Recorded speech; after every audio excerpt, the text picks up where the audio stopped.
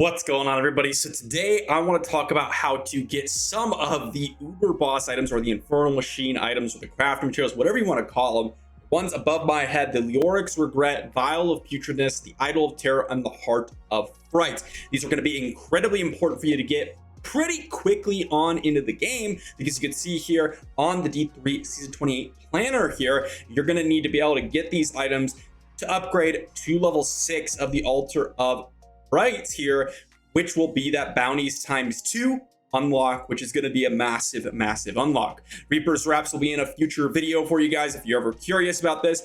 But without further ado, let's hop into these items. All right, so in order to unlock the boss fights, or the uber bosses in the areas which you're going to drop the item, you have to get the Infernal Machine of Regret, Putridness, Fright, and Terror. These are dropped by the key wardens in certain acts. Now, it's very important that we're doing this on Torment difficulty, otherwise they will not drop. At Torment 4, it's going to have a 100% chance to drop, and if you do later Torment levels, you're going to get potentially multiple copies of them. Now, you can kind of think of these as Greater Rift keys, because they will open up essentially a boss fight that you can kill that boss and then get the specific crafting material. Keep in mind that these things are crafting materials, and they are used for the Hellfire Amulet and Hellfire jewelry essentially, but we're not talking about that in this video.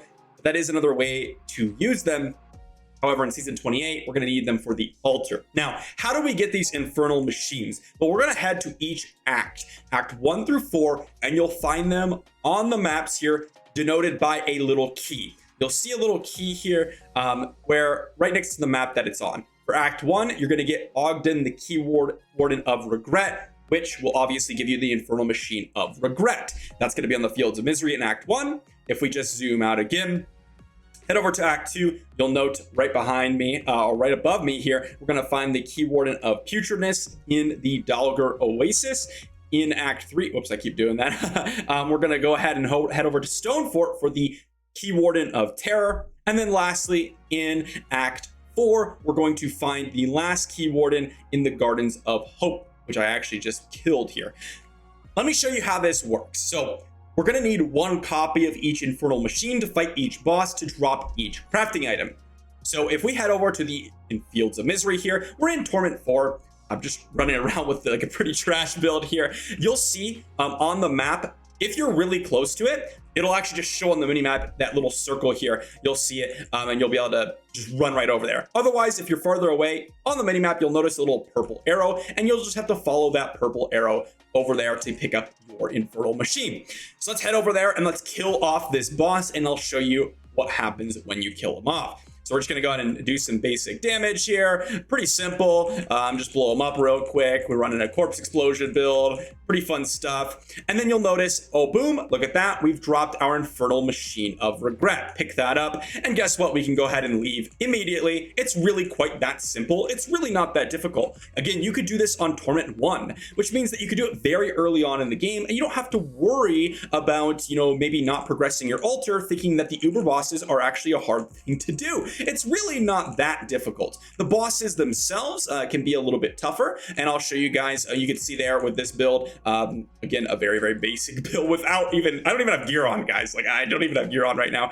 Granted, I am a little bit of higher Paragon here, but it shouldn't matter. Again, these are pretty simple fights that don't require much effort, and again, can be done on Torment 1. Really not that difficult. So you can see in our inventory, we do have 3 of them now, and you're going to repeat this process for every single key warden, okay? You can see there's a little check mark on this. It's the same process. If you were to just go to Dalgar Oasis, the same process can be applied here. If we had immediately straight over to, well, again, it looks like it's right at the beginning of the fight, or right at the beginning of the map here. So we just can run straight over, deal with this. They're usually doing it again. They have the key warden. It's pretty simple. Go ahead and just blow them up real quick. Just make sure that you don't die, of course. If you're hardcore, that matters a little bit more. Pick up the infernal machine, and boom, we're out of there. Please don't enter my back. Don't. Okay. That was a little sketchy there. Pretty simple, guys. It's that simple. After we get them infernal machines, this is where a little bit more of the tricky part happens.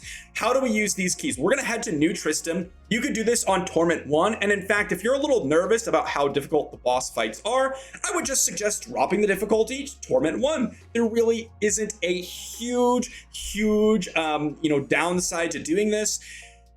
Just do it. If you're on hardcore and you're worried about dying, drop to the lowest possible difficulty if you've never fought these uber bosses before, or if you're not sure how strong your build is compared to the bosses that you're about to fight. And they can be a little tough and they have a little bit of a higher HP pool.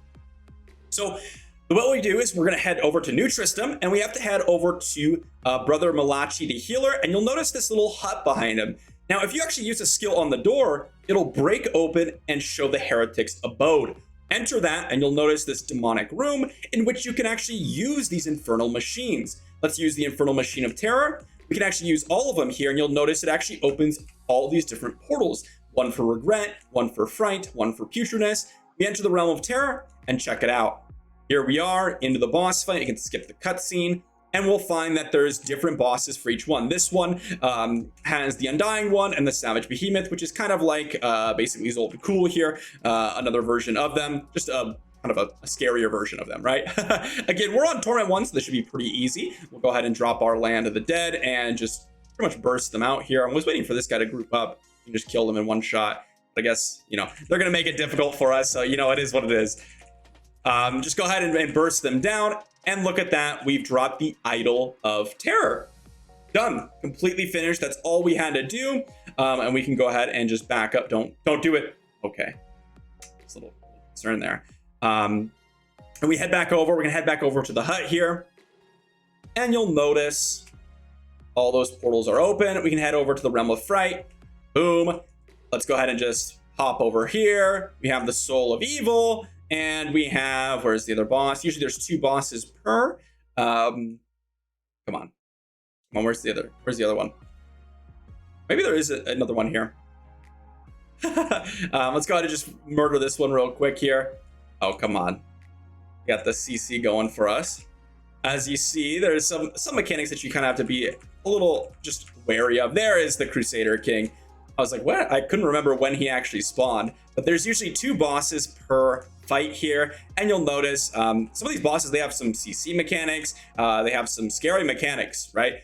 Similar to the bosses that you'll find generally when you're fighting these bosses in the normal area. But again, not too crazy difficult. In fact, the Crusader King, even though I don't have Land of the Dead available to me, is actually the perfect boss for this build to fight. If they're going to drop some corpses for me, which they don't, of course. But we're going to be able to finish this off. Pretty simple, guys. I know it seems a little more casual, but it's really not that difficult. It really is not. There's the Heart of Fright, and you can repeat this process for each of the crafting materials. It's not that difficult. Honestly, this is something that, well, not a lot of people do, not a lot of people know about. Obviously, if you're going to craft your Hellfire pieces, then you're going to know about it. But it's really not that scary of a prospect. Again, we're on Torment 1, and check it out. If we open up our crafting materials, we now have a Heart of Fright, an Idol of Terror, and a Vial of Putridness, which is, if we just pop back over to the planner, 3 of the 4 materials. The Leoric's Regret will be coming with the Machine of Regret. So we have all of them now, or 3 of the 4. I did the Putridness before I recorded. Each boss fight is going to drop 1 material. And again, the material that you're going to drop corresponds to the name. The Putridness drops from the Infernal Machine of Putridness. The Idol of Terror drops from the Infernal Machine of Terror. Heart of Fright is going to drop the Infernal Machine of Fright. And the Leoric's Regret is going to drop from the Infernal Machine of Regret. That's it. That's all. Pretty simple.